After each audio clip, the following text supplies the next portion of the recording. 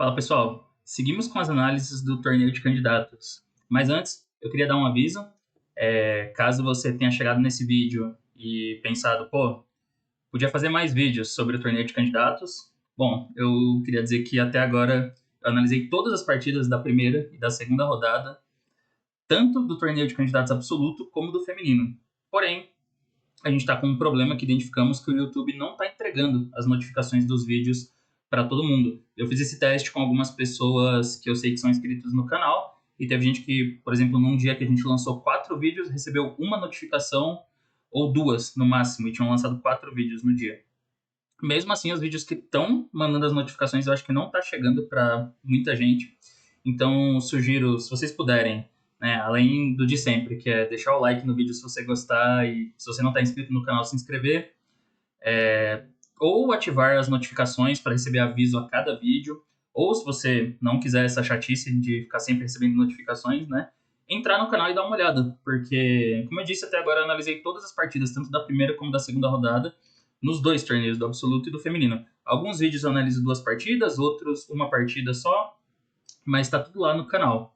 Então, eu sei que é chato ficar pedindo isso, eu não costumo ficar pedindo, né? Mas é porque eu percebi que os vídeos não estão tendo a média de visualizações que normalmente teriam no canal.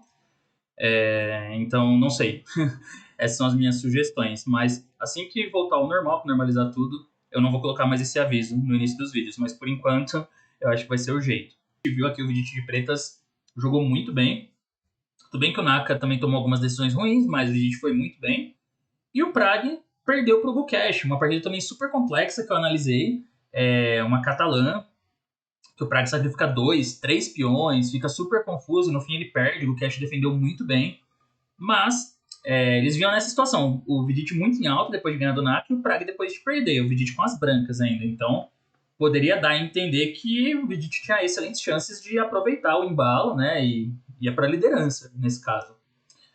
Então aqui foi, vamos lá, foi E4, Prague jogou E5, cavalo F3, cavalo C6, bispo B5, A6, bispo A4.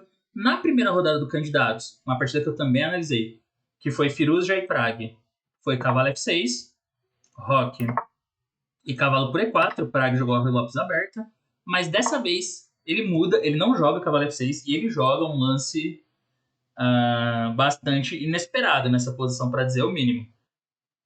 Assim, tem linhas menos populares e interessantes do que o cavalo F6, como D6 ou até bispo C5. Cavalo E7 é uma variante que o Prague ganhou uma partida muito boa na Olimpíada de 2022, jogando essa variante aqui.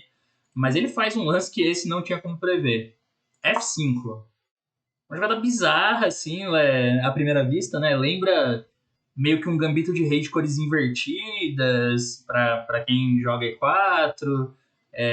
Com certeza é um lance. Vamos ver quantas partidas tem com esse F5. 478 partidas, vai. Até que tudo bem, 400 partidas significa que o lance não é exatamente uma novidade, uma coisa que ninguém conhece. Mas, para vocês terem uma noção, o cavalo F6 tem mais de 98 partidas. O segundo é D6 com 9.000. Depois vem cavalo E7 com 2.000 e vai baixando. Né? F5 tem 478. Então, assim, com certeza é uma jogada rara. Não vou dizer que o Vidit estava despreparado nisso aqui, porque eu já comentei que a preparação desses caras para esses torneios é uma coisa absurda, assim, eles cobrem tudo mesmo. Mas com certeza não era a variante que ele viu antes da rodada. Isso eu não tenho dúvida nenhuma, né? Então o Prague joga F5. Isso lembra uma defesa chamada Schliemann, tá? Tem uma variante da Rui Lopes aqui que é F5 direto. Essa variante chama Schliemann. Então, o A6 é meio que um híbrido disso, né? Ele inclui A6 e depois joga o F5. Então, é um pouco parecido, mas não é a mesma coisa. Porque F5 é um lance extremamente concreto.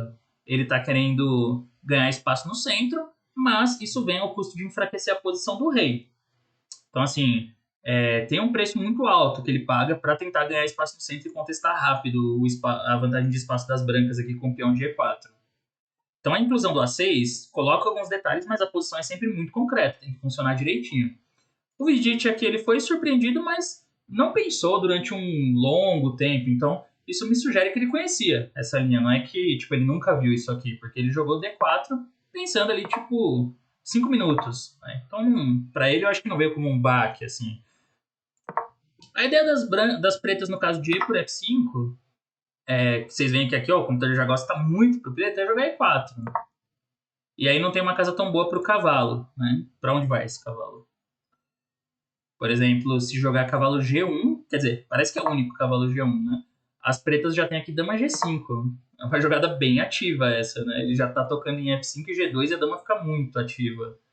Se o branco tiver que fazer G4, é muito esquisito.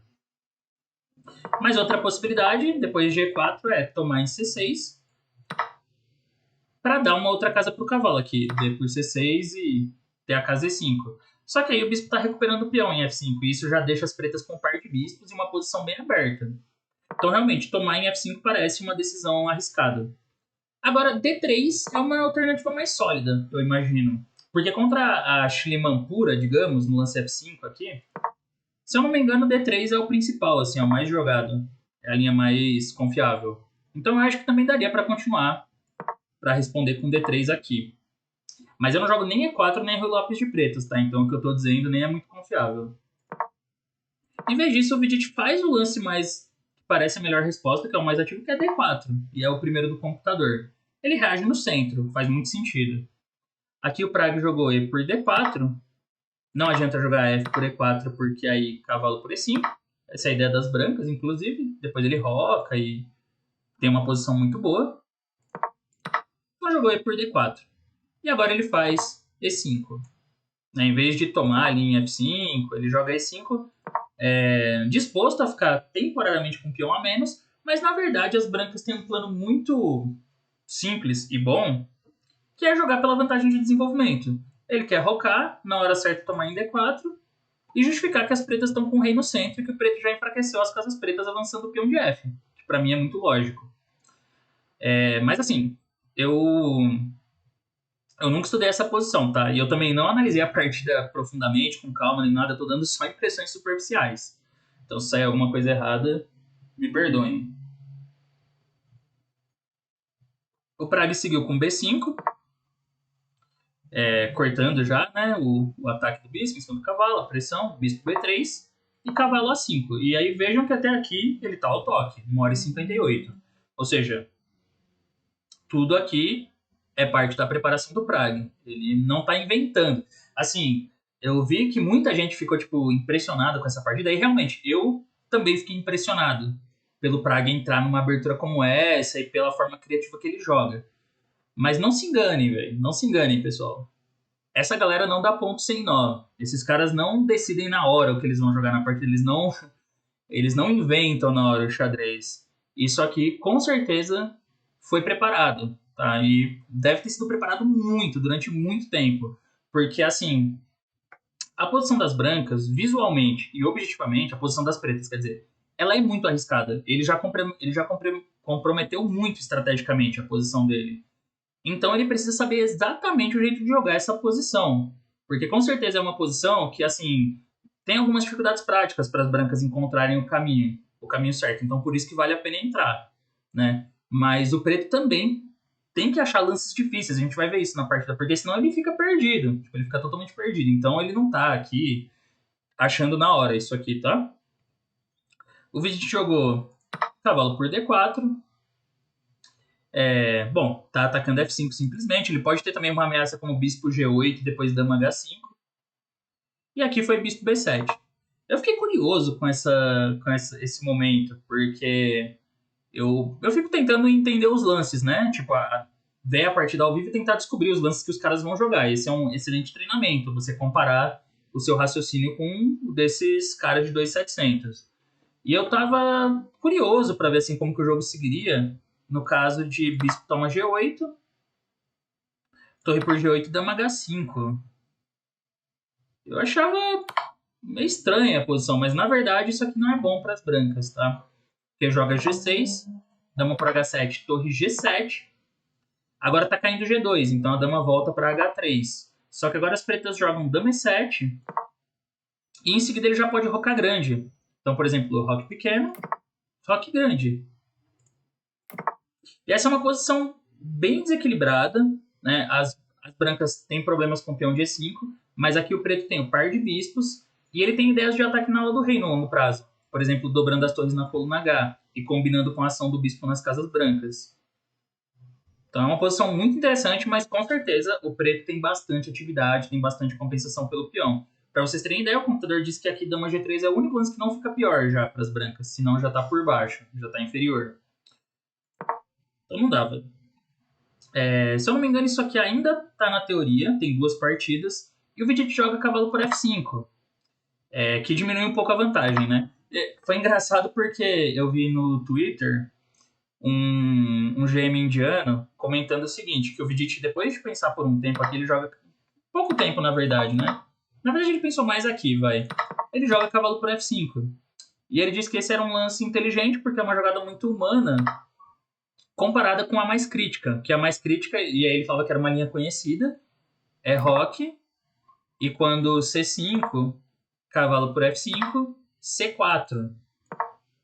Pegando uma peça, né? Pegando o bispo em B3. Mas aí, ó, vejam o seguinte.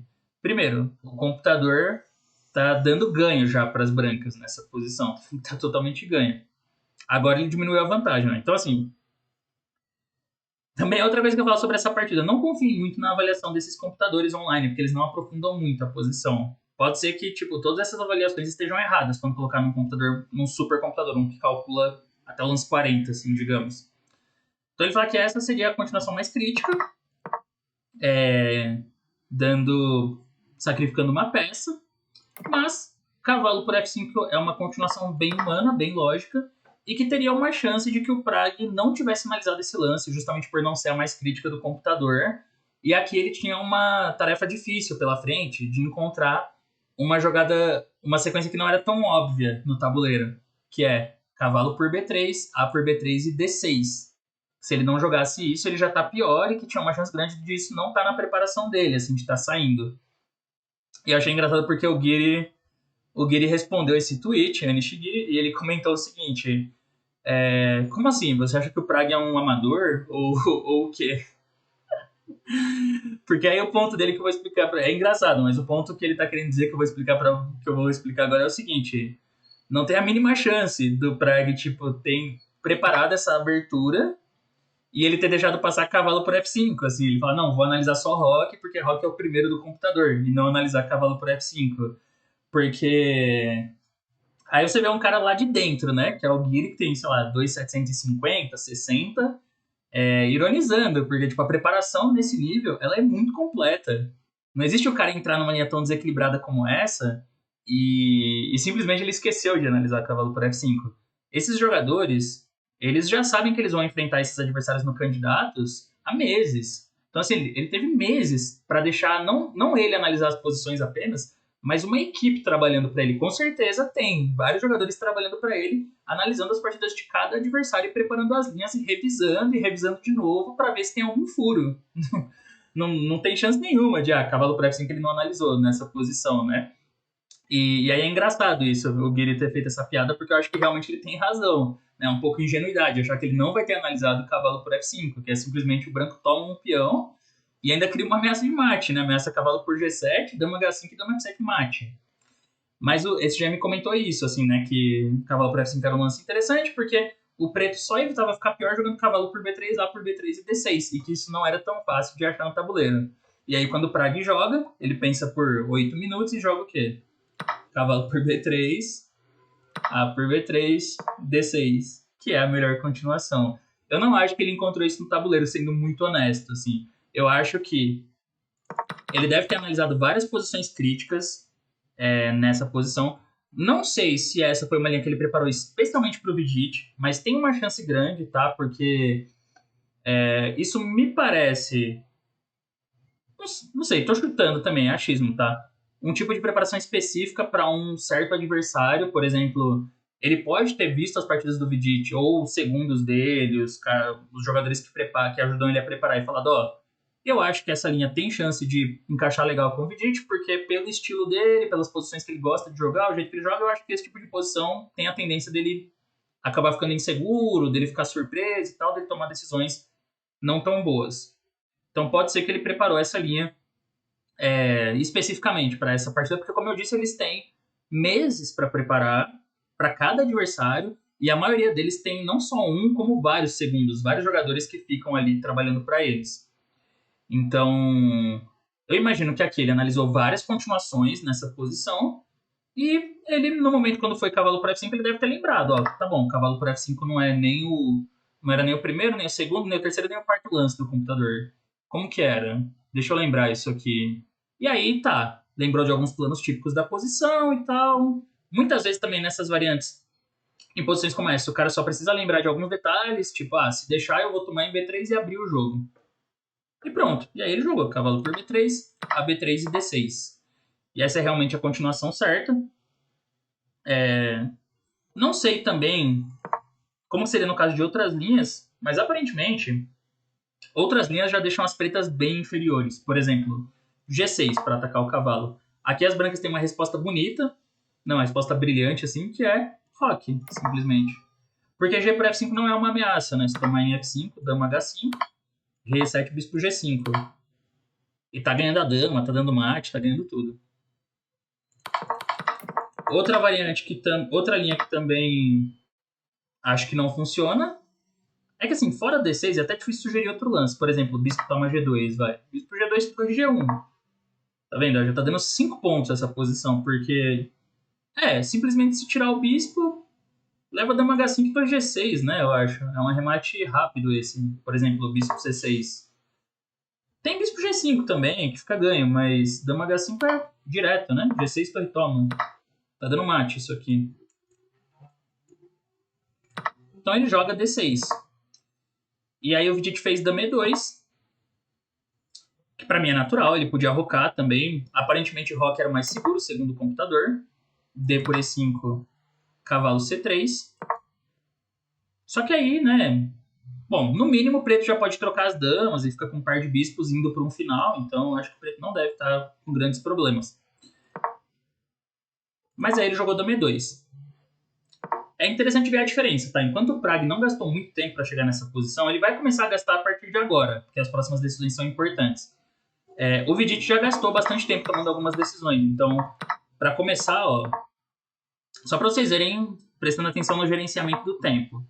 Ele pensou quase 20 minutos aqui para tomar em D4, e jogou o cavalo por D4. Aí, bispo B7, ele pensou mais 4, cavalo por F5. Cavalo por B3, A B3, D6, e aí ele pensa mais 23. Aqui é engraçado a gente ver que tem uma situação que lembra muito a da segunda rodada, a partida do Vidit contra o Naka, né? E eu falei um pouco já naquela partida sobre a força psicológica de encaixar uma surpresa no adversário, de encaixar uma preparação. Porque o adversário ele sabe que você tem aquela posição analisada com o computador. Ele sabe que ele está jogando contra a máquina. E ele não, ele está jogando por ele mesmo. Por mais que seja um jogador muito forte de 276, ele não é mais forte que o computador, né? Ele vai perder para o computador. Então isso deixa o jogador muito inseguro nas decisões que ele vai tomar. Principalmente em uma posição como essa, que é super desequilibrada, que já, assim, já está muito fora de qualquer padrão que a gente pode usar para se orientar. Então percebam que enquanto o Prag está com um tempo legal, o Vidit a cada lance ele vai gastando mais tempo. Isso é um sinal de que ele não tem certeza do caminho que ele está tomando, porque senão ele ia jogar mais rápido, né? Ele ia tomar as decisões de uma forma bem mais direta. Só que a gente percebe que ele não tem realmente certeza de que ele está indo para a direção correta, e é por isso que ele vai gastando mais tempo a cada jogada. Então aqui ele joga dama E2, o Prag faz o melhor lance da posição, que é dama D7. É possível que a partir desse ponto o Prag já tá jogando por ele mesmo, tá? Pode ser, porque aí sim eu acho que dama E2 já é um lance meio... assim, por mais que o cara analisou muito a posição, não tem como cobrir tudo. Então ele cobre as mais críticas, mas ele, digamos, já sabia que depois de cavalo B3 e D6 a posição dele era ok, mas ainda tem que achar algumas coisas. Porque realmente nessa posição a ameaça de E por D6 é bem chata. Mas ele encontra um detalhe muito importante, que ele percebe um detalhe, né? Que é dama D7. Não dá pra jogar E por D6, porque tem... Quer dizer, até dá, mas é perigoso para as brancas. O preto vai jogar Ré F7. E além de estar caindo o cavalo em F5, agora ele está ameaçando torre 8. Cravando a dama, né? Que vai ser muito chato. Se jogar, digamos, cavalo G3, bispo toma D6. Não dá tempo de jogar torre 8 porque bispo E3. Mas mesmo que as brancas façam roque aqui, cavalo F6, essa posição ela parece muito fácil de jogar de pretas. Ele vai jogar torre E8, torre HF8, depois pôr o rei em G8, e aí tem muita iniciativa pelo peão. Inclusive, ele nem precisa ter pressa, tá? Ele pode jogar, por exemplo, torre de A8, e depois aproveitar o fato de que a torre ainda está em H8 para vir com H5, H4. Essa é uma ideia bem agressiva também, para as brancas terem que lidar. Então, por um lado, as brancas mantêm o peão a mais aqui e conseguem pôr o rei em segurança. Mas, por outro, as pretas ficam com o jogo muito livre, e isso é bastante perigoso também. Então, dama D7 é um lance bem legal nesse sentido. Aí foi E6, dama C6, tá certo? E agora o Vidit joga bispo G5. Ele ainda tá fazendo lances bons nesse momento. O computador ele já começa a gostar um pouquinho das pretas, mas como eu disse, esse é o tipo de partida que eu acho que é um pouco... é um pouco... não tô achando a palavra agora. Mas não é legal confiar sempre, é um pouco arriscado confiar em todas as avaliações do computador, porque a posição ela é muito desequilibrada, ela é muito estranha, e tem chance do computador mudar a opinião a todo momento, assim, né, quando ele começa a perceber novos recursos. Mas esse lance é legal, ele está impedindo o rock das pretas no momento. E também cria uma ameaça direta. Se dama por G2, por exemplo, que parece um lance ganhador, né, toca no bispo e na torre, ele leva cavalo por G7, depois dama H5 e dama F7 mate. Então, por isso, jogou agora G6. Ele evita já a ameaça. O cavalo do Vidit voltou para E3, defendendo G2, faz bastante sentido. Eu também tinha curiosidade durante a partida sobre E7. Só que o problema, né? Isso aqui não dá certo. Ó. Parece um lance excelente E7, né? O peão tá na sétima aqui. Só que as pretas simplesmente tomam em F5. E aí, quando E por F8, rei por F8, ele já tá com problemas enormes, né? Problemas muito sérios. Torre 8 chegando, pressão em G2. Apesar do rei estar em F8, o branco não tem ataque nenhum. E são as brancas que vão levar ataque nessa posição, na verdade. Então ele jogou cavalo E3, que é algo que parece ok. Aqui fez H6. Esse é um bom lance. O Vidit voltou o bispo para F4. No caso de voltar o bispo para E4, é possível esse lance. Mas aí ele já leva dama E4 e dama por E6, né? Já recupera o peão no ato, tocando no bispo. Depois de dama F4, ainda... Assim, dama F4, bispo F4 ainda permite o dama E4, só que tem um detalhe tático nessa posição.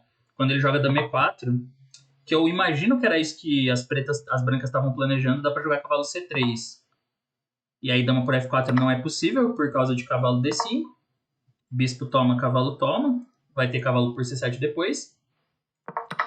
E no caso de dama E6, aí as brancas podem tentar pegar um pouco de atividade aqui com cavalo de C D5. Esse é um recurso legal também. Se bispo D5, cavalo por D5 tá cravado, né? Então não dá para tomar. E talvez as brancas continuassem aqui ou com C4, reforçando o cavalo ou roque grande em breve. Então o Prag faz cavalo E7, controlando essa casa. Realmente, a partir desse ponto é impressionante, porque aqui sim dá pra dizer que ele já não tá mais seguindo preparação, mas ele joga vários lances finos, assim. O Vidit fez C4. Também tá jogando bem até esse ponto as brancas, tá? Ele tá lutando pela casa D5, tentando abrir a posição, o que é bastante lógico. E principalmente o objetivo dele é continuar com o cavalo C3 e levar um cavalo para D5. Por isso que o Prag responde com B4. Aí foi dama G4, tocando em G6. Acho que esse lance tem o objetivo de criar um pouco de desconforto na posição das pretas, além de reforçar o ponto E6. Eu confesso que essa posição eu não tinha certeza, assim, eu não sabia como avaliar ela. Tipo, eu achava que ainda devia ser bom pro branco. Eu não achava que as brancas deviam estar piores aqui. Mas, quando a gente olha na avaliação da máquina, ele dá 0,6 para as pretas. E é provável que essa avaliação esteja mais ou menos correta, porque as 3 primeiras linhas do computador, todas, ele dá vantagem das pretas. Esse é um detalhe bem relevante. E a partir daqui o Prag ele vai fazendo os lances que quase sempre são os primeiros da máquina. Então ele joga dama C5, libera o bispo aqui, a dama também fica de olho na quinta fila. Comparando com o roque grande, vejam que roque grande é um erro. Por quê? As brancas têm cavalo D5. Essa é a ideia da dama estar em G4, apoiando o peão. Então aqui não dá para jogar cavalo por D5 porque vai levar um E7, um descoberto. muito forte, assim, ganhador. E ao mesmo tempo ele tocou no peão de B4. Então a posição já fica difícil. Ele pode até jogar um torre A5 depois. Então o Praga ele foi muito preciso nesse momento, porque ele percebe que essa é uma ameaça contra a Roque Grande, ele aplica um pensamento profilático, né? E joga a dama C5. A dama libera o bispo, fica de olho na quinta fila, mas principalmente ele tá evitando os temas com o cavalo D5. Aí foi Roque e bispo G7. Essa ainda é uma posição que não dá para jogar o Roque Grande, segundo a máquina, mas eu não tenho certeza do porquê. É pela mesma razão, na verdade. Cavalo D5. Continua sendo uma resposta muito forte. Afinal, aqui o detalhe, assim, ainda não dá para tomar de cavalo. Mas o detalhe importante mesmo é que se tomar de bispo, ele vai ter problemas lá em A6. Ao mesmo tempo, ainda abre a coluna C, né? Então as brancas já têm pressão nas colunas A e C, o cavalo pode pular para C4, a dama volta para E2 pressionando A6. Olha quantos planos já para as brancas, está totalmente ganho. Então até aqui ele vai jogando com muito cuidado. Ó. Bispo G7, ele ativa o bispo, toca em B2, aí cavalo D2. E agora finalmente o Prague joga Roque Grande.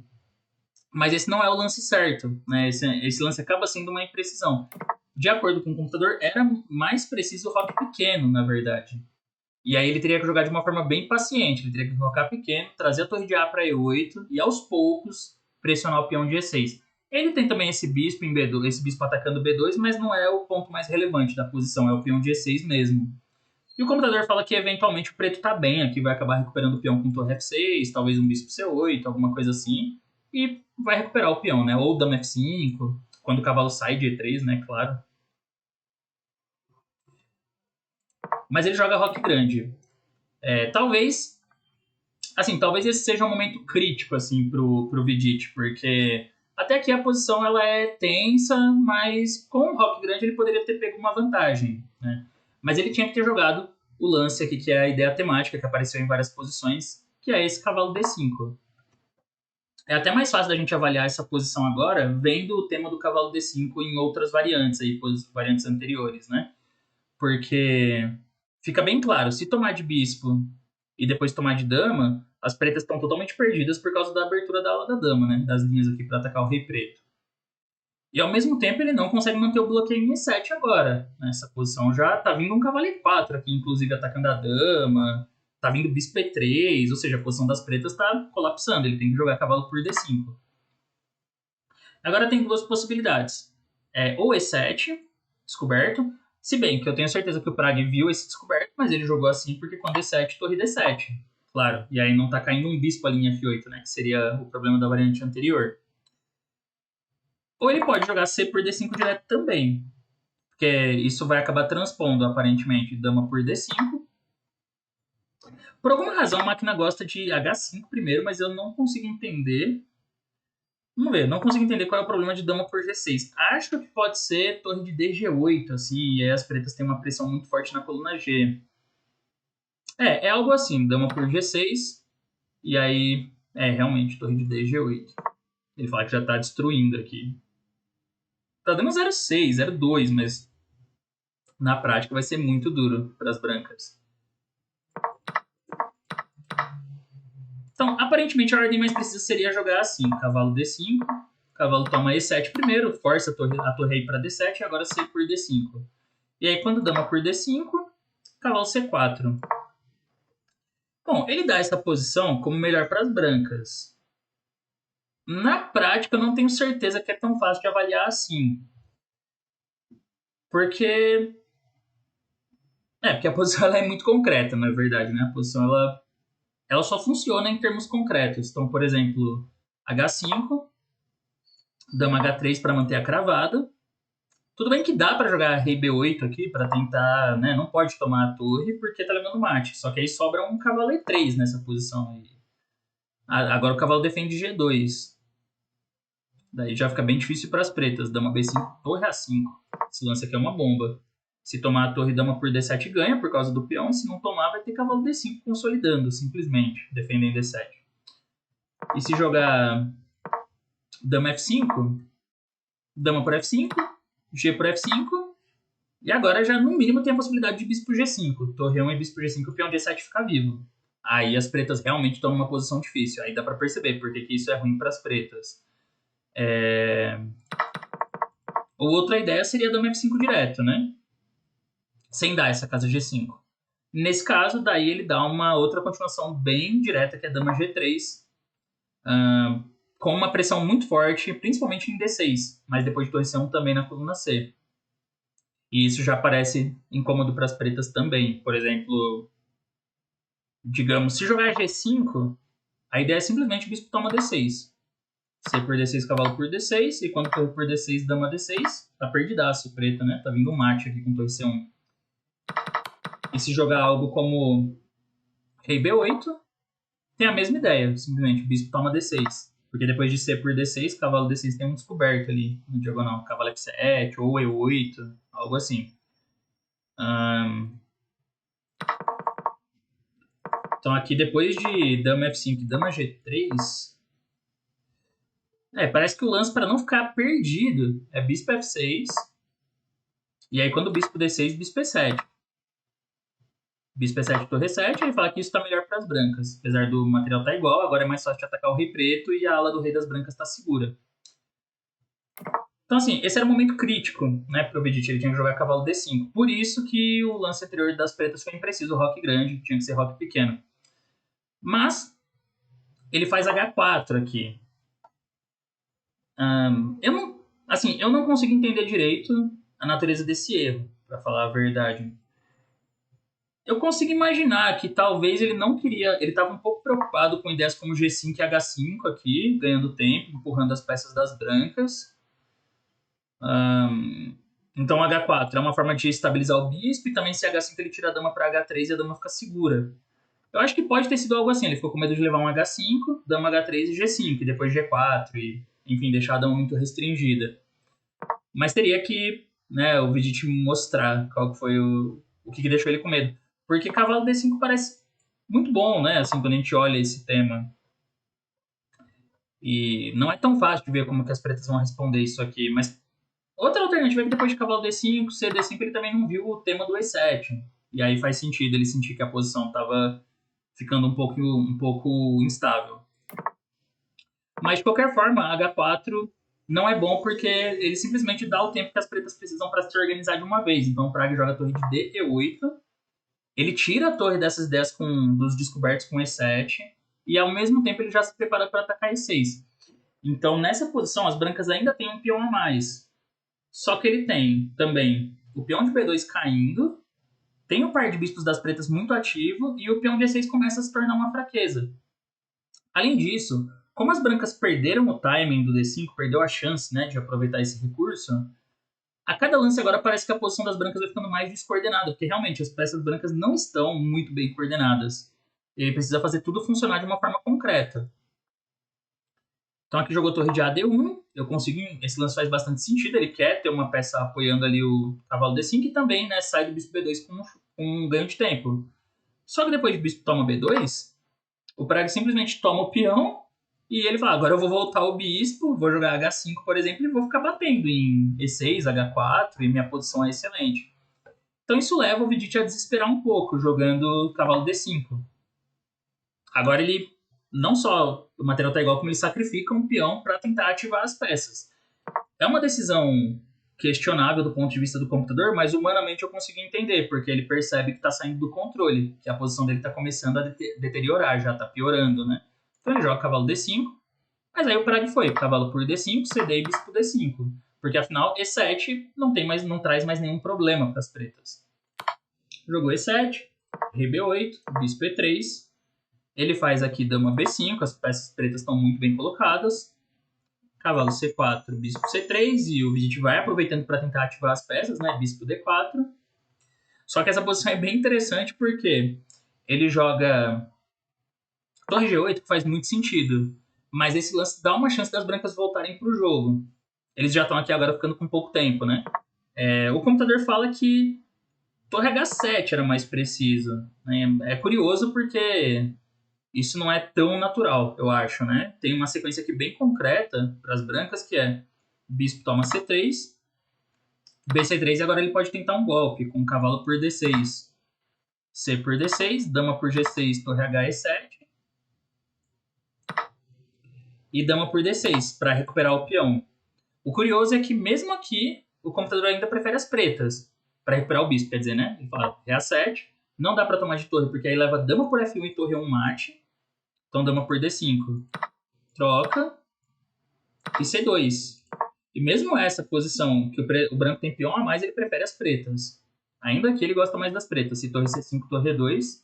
E nunca dá tempo de jogar torre C1, né? Por causa de torre E1. Mas ainda é um final confuso. Só que tem um intermediário aqui que garante a vantagem das pretas, que é quando o cavalo D6, C, D6 e dama por G6, tem esse belo intermediário. Bispo toma G2. E aí depois de... O rei branco vai ficar exposto, né? Se rei por G2, aí dá pra tomar com a torre de E, E7. E agora o preto tá ameaçando desenvolver um ataque em cima desse rei. Então, isso, segundo o computador, é uma vantagem boa para as pretas, uma vantagem grande. Mas essa foi a chance que o Vidit teve depois de torre G8. Assim, torre H7 era o melhor lance, mas eu acho muito antinatural. Torre G8 é bem mais natural. E aqui ele teve uma chance, é verdade. Ele jogou bispo toma C3, BC3. Só tem um lance para manter a igualdade nessa posição, que seria cavalo A3. Que o computador, de repente, do nada discorda, né? Por isso que eu não gosto de confiar muito na máquina. Mas eu acho que faz sentido o cavalo A3, tá? Acho que faz bastante sentido, apesar de ele estar dando uma vantagem gigante. Não dá para tomar em B3, porque aí torre B1 ganha a dama. Mas o ponto principal, eu acho que é manter esse cavalo para tentar criar alguns problemas. Simplesmente criar alguns problemas para as pretas. Por exemplo, dama B7 é uma linha que ele dá. E agora dá para buscar contra-jogo com torre D4, que é um lance meio bizarro, mas enfim, ameaça torre B4, né? Torre D4 para passar a torre. Mas aqui já dá pra ver que humanamente tá chato pras brancas, né? Mesmo depois de A5 ou de C5, só controlando a casa. Então, assim, é difícil. Ele joga dama D4, que é o segundo, mas o segundo já fica bem pior. Bispo B7, dama por C3, torre por E7. Agora as brancas estão com peão a menos. E além disso, ele com a torre em G8 tem esse plano muito simples de avançar o peão de G e avançar o máximo possível até abrir a coluna em cima do rei branco. Jogou cavalo A5 aqui. O Vidit, ele tenta... Assim, ele tenta se defender do jeito que dá, né? Ele quer eliminar o bispo de B7 para, ao mesmo tempo, eliminar temas na diagonal e tentar expor o rei preto. Mas aí a Praga joga torre E5, B4. Esse lance parece que aumenta a vantagem. Ele fala que cavalo por B7, dama B7, torre A1 dava melhores chances. Tentando buscar chances nesse final de peças pesadas. Mas aí foi B4, jogou G5. Agora, bispo A8 era um pouco mais preciso, diz o computador. Também acho interessante esse, porque aí ele mantém o bispo, né, para as ideias de ataque. Depois ele vai ter o mesmo G5. Mas a verdade é que nesse momento as pretas já têm peão a mais e ele tá com a iniciativa. Então, assim, é muito difícil essa posição sair do controle. O G5 também já é bom o suficiente. Foi H5. Só que esse lance realmente deixa as brancas já muito piores. Talvez dava para ter melhores chances com torre C1. Atacando o ponto C7 ali. Se G por H4, aí toma em C7 e toma em B7 depois. Seria uma ideia. Mas quando ele joga H5, simplesmente G4, né? E agora a torre tá atacando H5 também. Foi torre de F1. Só que aí chega G3, o peão avança tudo, né? E agora não dá para impedir mais G por F2. Até dá com F3, mas isso vai provavelmente levar mate logo. Então jogou cavalo por B7. G por F2 intermediário. Rei por F2, dama por B7. E aqui já era, né? Tá claro que a posição tá perdida porque as pretas têm peão a mais e tem ataque ainda sobre o ponto G2 e o rei branco tá mais exposto. Então foi dama F3, torre de G5, Praga joga de uma forma muito prática. Dama por B7, rei por B7 e não tem o que fazer, né? Tipo, ele tá perdendo G2 e H5, começa assim. Então ele jogou G4, torre por G4, torre E6, torre H4, torre por H6. Aqui eles chegaram no lance 40, mas a posição claramente é muito perdida para as brancas, né? Torre por H6 e torre G5. E aí o Vidit vai perder o peão de H5 também, só vai sobrar o de B4, mas esse é um final de torres totalmente perdido. Torre H7, torre de H, H5. Ele tava querendo ameaçar esse torre por D6, mas não vai dar, né? Torre de H, H5, torre D7, rei C8, torre F7, torre E7, torre E5. Jogou torre G7 e aí depois de torre de H, F5 abandonou o branco. Afinal, as pretas ganham muito fácil, né? Rei G2, torre G5, troca as torres. Depois o método mais simples de converter essa vantagem seria pôr a torre em B5. E aí se torre D4, A5. Ele troca os peões e vai ganhar com esses dois passados ligados aqui. Por isso que o Vidic já abandonou. Bom, uma partida impressionante do Prague. Tudo bem que eu acho que ele estava preparado até um certo ponto, mas isso não apaga a criatividade da preparação, porque, como o Gelfand costuma dizer, ser criativo em casa também é difícil. Também é difícil você ser criativo nas suas preparações, encontrar posições jogáveis em aberturas pouco exploradas. E ele conseguiu fazer isso, encontrar uma linha que fosse super interessante e aguda, desequilibrada, de pretas. No momento em que também dá a impressão de que ele já estava fora da preparação, ele continuou jogando super firme, continuou fazendo lances bons e entendeu muito bem a posição. E jogou com muita precisão, assim, jogou muito bem. Do lado do Vidic, ele até jogou bem até um certo ponto, mas teve o mesmo problema que o Naka teve contra ele, de você estar numa posição onde você sabe que o adversário conhece mais que você, e isso é sempre muito difícil nesse nível, né? Em algum momento ele não conseguiu manter o controle e a posição piorou muito rapidamente depois que ele não aproveitou aquela chance com o cavalo D5, depois do roque grande das pretas. Mas é isso. Isso coloca um pouco bagunça, né, o candidato, porque o Prague vinha de uma derrota e agora ganha uma partida muito boa de pretas. O Vidic vinha de uma vitória contra um dos favoritos do torneio, perde de brancas e mostra também que esse torneio é imprevisível, né? Tudo pode acontecer. Então é isso, pessoal. Espero que vocês tenham gostado da análise. Foi uma partida difícil de entender, né? Eu também não estudei super profundamente, mas eu espero que tenha dado para tirar algumas dúvidas. Se você gostou, deixa o like no vídeo aí. Não deixe de se inscrever no canal e não deixe de ver os outros vídeos sobre o candidato também, porque, como eu já falei, a gente está com esse problema de, às vezes, não chegar a notificação do vídeo. Então, quem puder, ou ativar as notificações para todos os vídeos, ou dar uma olhada no canal e ver que tem muito mais vídeos do candidatos aí, eu agradeceria. Então é isso, valeu e até a próxima.